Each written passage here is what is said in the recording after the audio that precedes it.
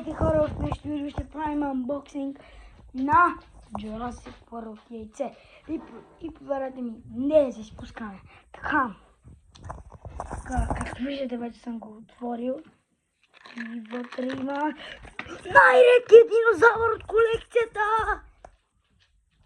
Дайте го да на менюто.